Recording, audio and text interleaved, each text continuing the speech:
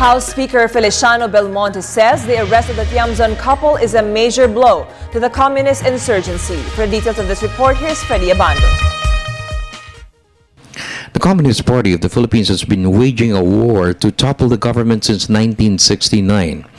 When President Marcos was ousted from power in the 1986 EDSA People Revolt, its armed group, the New People's Army, or NPA's strength reached 25,000.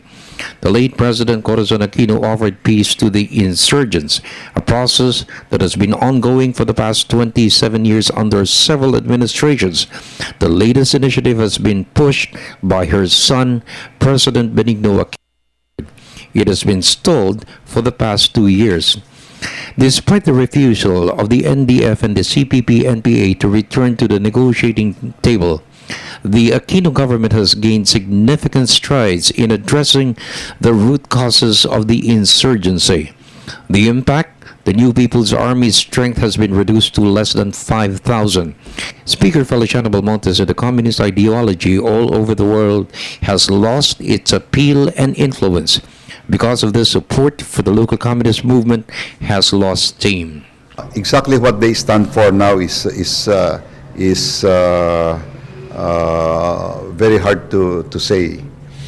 Because formerly, of course, they're simply the Communist Party, but China, is that a communist economy already?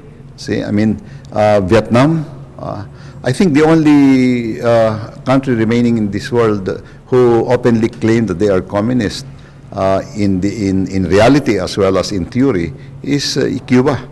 So what are we trying to emulate here? I'd like to find that out.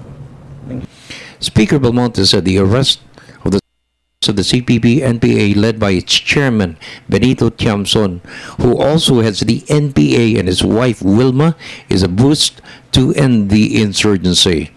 The two were captured with 5 other supporters in Cebu after 2 months of surveillance. Belmonte said it's a blow for the movement and a gain for the government in its bid to win the peace in all fronts.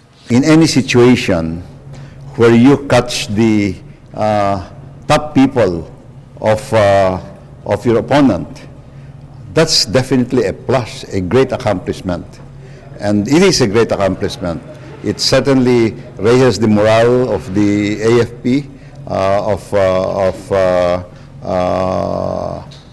the people who are fighting it out there, and to say that it's now a hindrance to peace, I think is really I can't see the logic of that. I mean to say it's always anybody's objective to try to get the heads of the organizations that you are fighting. For the People's Television Network, this is Freddy Abando reporting.